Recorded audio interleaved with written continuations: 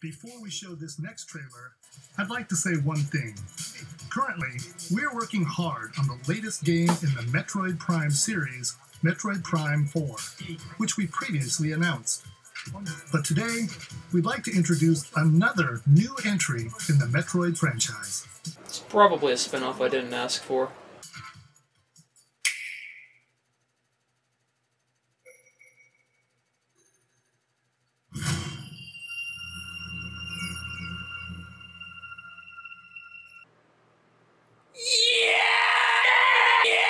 Got the number 5 in it!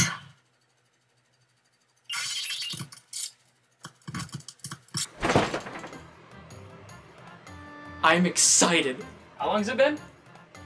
19 years? You know, now more than ever is a pretty good time to be talking about some Metroid. We can talk about the Prime trilogy. It's on GameCube. How about the original game? Yeah, probably didn't age well. I can talk about Other M. You know, on second thought, this is actually pretty good. Nintendo has an abundance of franchises under their belt, like Mario, Zelda, Pokemon, Kirby, and of course, Metroid. I can guarantee you that any one of the franchises I just listed are someone's favorite. Mine personally is Metroid. So in light of the announcement of Metroid Dread, I've decided to take it upon myself to look at every mainline 2D Metroid game and see how the series has evolved over the years. I'm not going to talk about the remakes just yet, those can come on later, and the Prime games can be a marathon all on their own. For now, I just want to talk about each main game, starting with the OG, Metroid. Metroid's development began after Nintendo released Super Mario Bros. And Zelda. They wanted a new action game to go along with these titles to give the NES a wider variety of games. Though unlike Mario and Zelda, Metroid was taking a more sinister approach to its themes, being inspired by the 1979 film Alien and making it a non-linear action game. Metroid was released in 1986 to a whopping... I thought it was neat. Metroid didn't really do that great in Japan. It sold better here in the West, but compared to Mario and Zelda, it was nothing special. Probably doesn't help that this commercial advertising the game didn't really convey what it was about. The challenge is Metroid. The power is Nintendo. Defend the planet Xephus against the evil Mother Brain. It's survival or destruction. Do battle or die. Metroid only from Nintendo. The commercial may have failed at telling gamers what this game was, but the manual sure didn't. It goes above and beyond the standards of storytelling for its time. It is the year 20X5. The Galactic Federation has discovered and captured a new organism on planet SR-388. They name the new species Metroid and begin to transport it to a research station where it can be studied further. No. That is until space pirates attack and seize the Metroids from the Federation with plans to replicate and use them as biological weapons. No. The Federation finds the pirates' base of operations on planet Zebes and executes an assault on the base, but to no avail. With no other options, the Federation decides to hire the legendary bounty hunter Samus Aran to infiltrate the pirates' base, stop the replication of Metroids, and destroy the biomechanical supercomputer, Mother Brain. Like I said, for the first game in a series, that's pretty deep in terms of lore. Other Nintendo franchises settle with the simple hero saves princess, yay! Metroid goes for far more, and I appreciate its ambition. Does the actual game tell the story? No.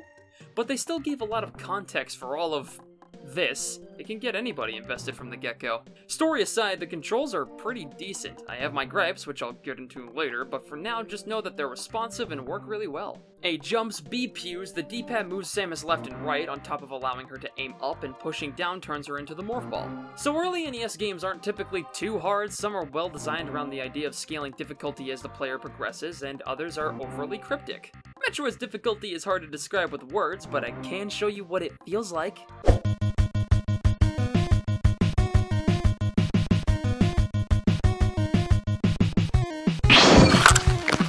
Where'd he go?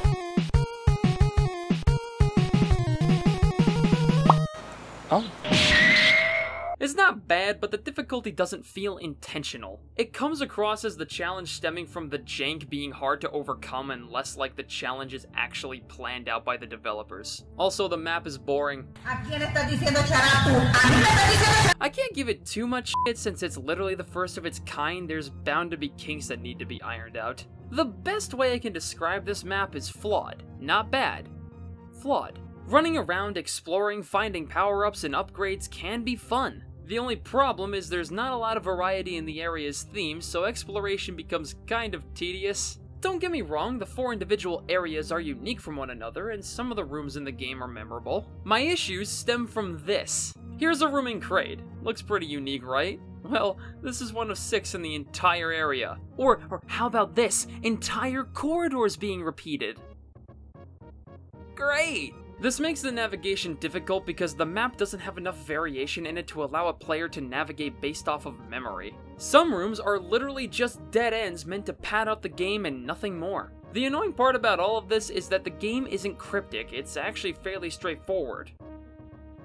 It's just easy to get lost. If the map was designed for the player and made it more clear on where to go and what to do, or at least made it more intuitive, then I wouldn't care as much. Something I think the map does really well is create a good atmosphere. Coupled with the music, muted colors, and black background, the game manages to have this sense of dread, fear, and loneliness. It's really impressive considering the time of release and the system.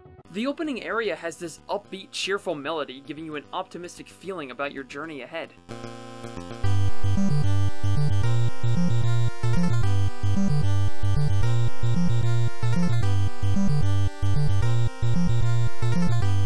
The boss theme makes you understand the pirates are the real deal and can very easily kill you if you aren't prepared.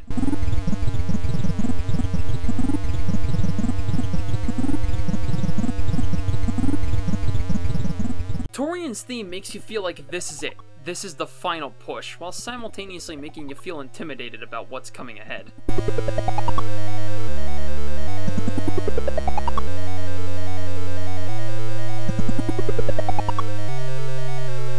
Combined with the Metroids themselves flying in from off-screen at high speeds latching onto Samus, no, it makes Torian easily the most tense area to navigate. Personally, I think this game has a better atmosphere than its remake. I understand Zero Mission is going for an entirely different feel, and I think that game nails what it sets out to do, but it never gives me the same feeling of terror and dread the original game does. Metroid 1's aesthetic just appeals more to me personally. So I know I said the controls were pretty good. Samus's movement, on the other hand. There's no diagonal aiming, though personally I think that's asking a lot from an early NES game, no aiming down, and no crouching. If the game had crouching and mid-air downward aiming, I think most of my issues with the game's difficulty would just evaporate into nothing. Overall, Samus's movement is pretty stiff, but they don't hinder my fun with the game too much. She's definitely more mobile than the bosses. These fuckers are so basic, and beating them basically boils down to Kraid, Ridley, and Mother Brain are the only 3 bosses in the game, and they are some of the most underwhelming and mundane fights I've ever had to partake in. Kraid moves around and throws shit at you, Ridley jumps in place and throws more shit at you. The bosses really don't have a lot going on, and again, beating them is basically just But once you do kill both Kraid and Ridley, you can finally gain access to Torian, the final area of the game. There's not much in the ways of power-up hunting and exploration. It's a linear shot straight to Mother Brain, with Metroids popping up every so often to give you a heart attack. Eventually, you make it to Mother Brain. There's turrets firing at you, onion rings floating around, and these weird blockades preventing Samus from getting to Mother Brain. But when you finally do, the fight consists of you dodging obstacles and pegging her with missiles until she dies. Once Mother Brain is dead, a countdown begins, and Samus must escape the base before it self-destructs. Getting to the elevator isn't hard, and this whole sequence contains one of my favorite pieces of music in the entire series. After escaping, you are congratulated on a job well done, and